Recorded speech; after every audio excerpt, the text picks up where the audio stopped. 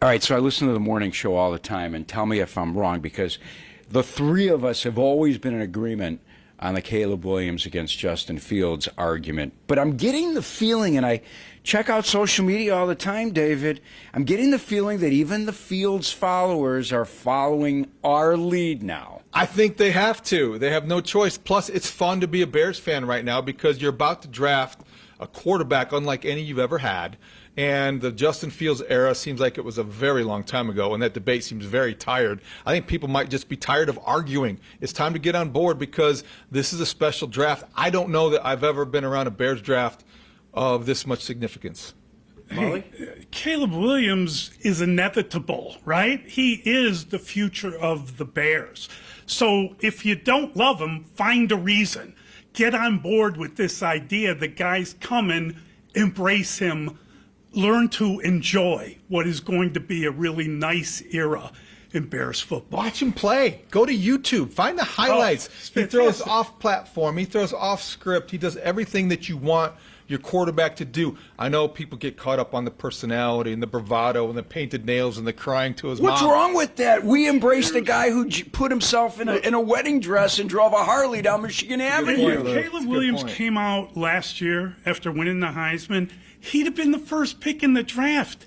So you've waited a year, and now you got a guy who would have been the #1 pick a year ago. You should feel great about it. Enjoy it. But the Fields followers will say, wow, what about those 3 interceptions he threw in the first half at Notre Dame? Yeah, I know people will say that, but it's a small sample size, and I think they're just looking for reasons not to get on board when really all you have here is all the reasons to get excited. The Bears have a defense. They've got the weapons. They've got the new offensive coordinator. They got every reason for him to succeed. They got a couple of linemen, a running back. They got another tight end. They got a wide receiver, a Pro Bowl wide receiver in Keenan Allen.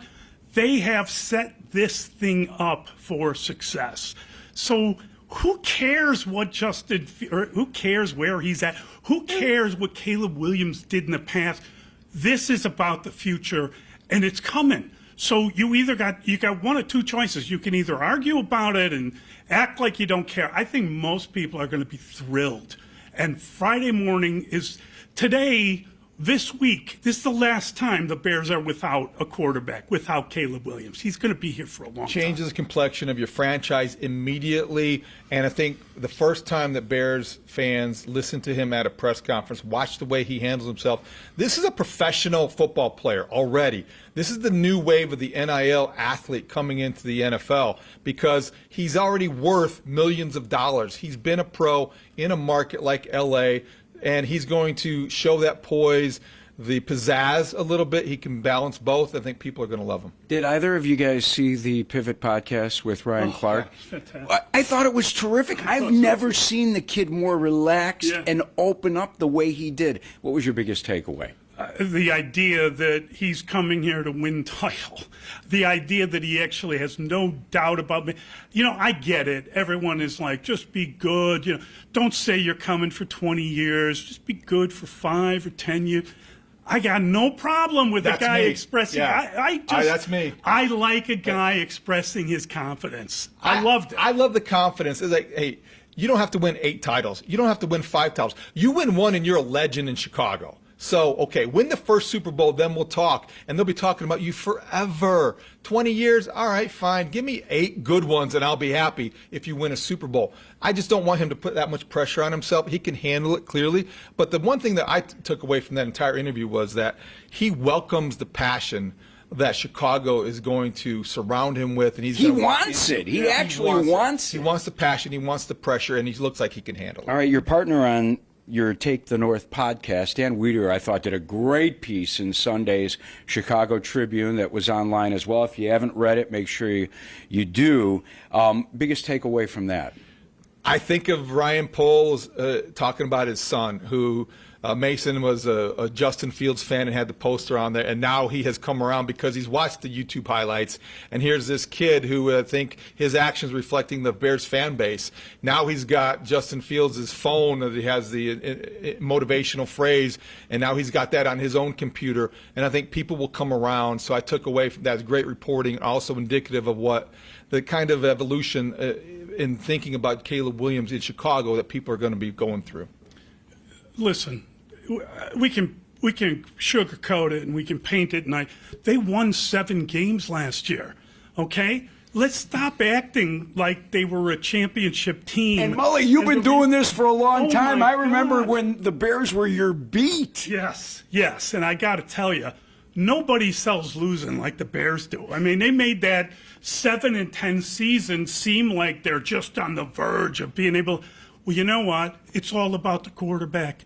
The NFL is all about the quarterback. You got to help the quarterback and you got to stop the quarterback. And if you get a football team that can do both those things, you're going to have a lot of success. They haven't won a playoff game since 2011. This franchise is overdue. Losing has become a habit too easily accepted by the organization itself. So this ends all of that thinking. Caleb Williams is here to succeed, ready or not.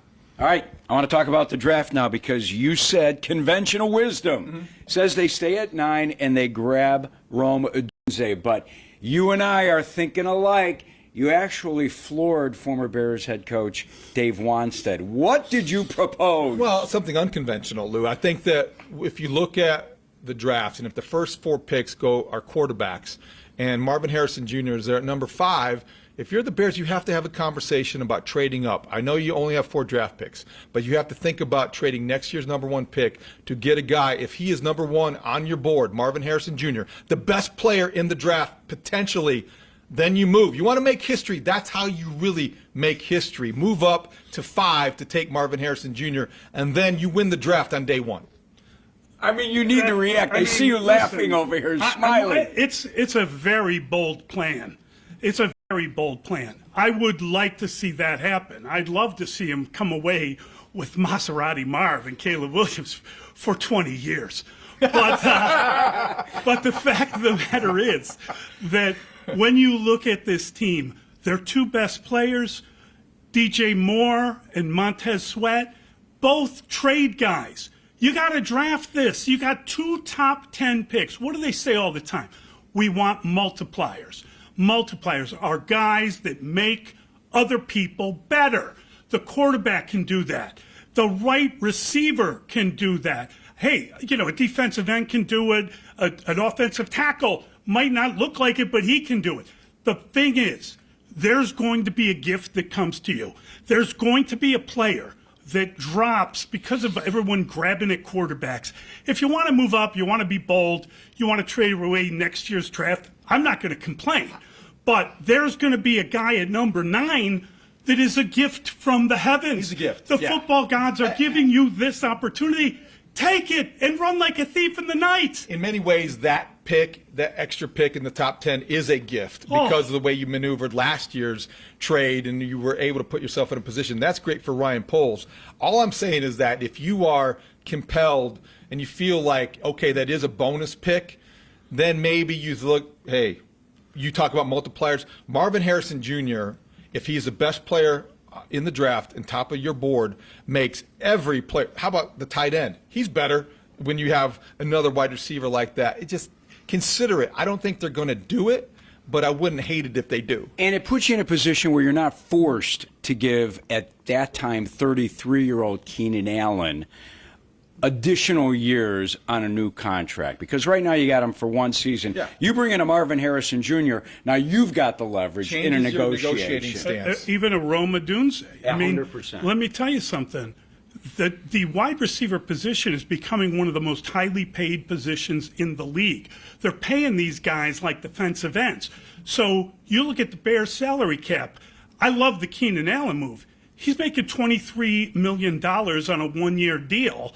So how much do you pay him versus how many years of a good contract do you get if you draft one? Maybe you can work out both. Maybe you can have the 3 receivers here for a little bit of time. But I don't think there's anything wrong with taking what the league gives you, what the football gods present. People talk about the rookie quarterback contract. I think the rookie wide receiver contract is just as significant when you look at the Bears' salary cap situation and their payroll. You get a guy in here for 5 good years, whether it's a Dunze at 9 or you move up for Maserati Marv at 5, whatever the case is. If you get a guy like that, you're doing it right. and I think you're positioned for success. All right, we all agree they need another warlord at the opposite end of that defensive line Yes. to help get to the quarterback. Where are they going to get him? Well, that's a good question. They should have looked at free agency if they really needed it that badly. If they trade down, here's the thing. Don't go below 15. Gotcha. Okay? So there are 15 or 16 really good players. There are only 4 defensive ends that should be drafted in the first round. If you're looking for an edge guy, you could do a trade down and you could get an edge guy and then maybe get something else. But like I say, take the gift. Yeah. Take the guy that falls to I you. look at it this way, Lou. You could get a project later in the draft if you were looking for an edge guy. Sometimes you can find good pass rushers Specialist. in the middle of the draft, somebody like that. Also, this is why you have Matt Eberflus here, all right? So if you're one piece short on defense, you should be able to either scheme your way or to find a way to get to the quarterback because you have your brilliant defensive-minded head coach calling the shots. This is where you take advantage of that, and you can't have everything in the first round. It's only one pick. If you're going to make a sacrifice, I would sacrifice the edge rusher for the wide receiver and find a way to get to the quarterback schematically. I'm with you. All right, reasonable expectations. 7-win team a year ago. Matt Eberflus is still here with a defense that played really, really good football at the end of last season. What can we expect before the draft? I get it. They're going to get 2 really good players in the top 10. Before the draft, how much better is this team? Well, they're in third place in the division, frankly. I mean, they actually match up better with Detroit than with the Green Bay Packers. For whatever reason, the Flower has beaten the Bears since everyone's been He's never there. lost. Never. So you got to figure out how to beat the Flower and those awful Packers before you start concentrating on overtaking Detroit. It's not an ideal situation because the division is getting better. But I think you've got to be a 10-win team drafting a number 1 quarterback and all the moves they've made in the offseason. Is it playoff or bust? Well, I don't think it's or bust because the or else means somebody gets fired, and I don't think that you necessarily can say that right now. You want to be competitive, and you better be in a position where you're in playoff contention all season long. If Caleb Williams exceeds expectations, and I know they're pretty high, they're a playoff team. But I do think you can go into this season thinking they're going to be better than either the Packers or the Lions because they have to be to get into the playoffs. I don't see 3 teams from that division getting into the playoffs, but the Bears can put themselves in a reasonable spot to expect 10 wins, 9 wins. They should be above 500. But Mully, you and I are as excited about the Bears as we are about our Ramblers. Go Ramblers. Go Ramblers. Come on, Lou, that's- Oh, my God. They that's said there would be where no we- A-10 talk. That's our connection. That's where Exactly. we met many a year ago. Many a year ago with Gene Sullivan and That's right. Doug Bruno That's and right. those Ramblers. Thanks, boys. All right, buddy. Thank you.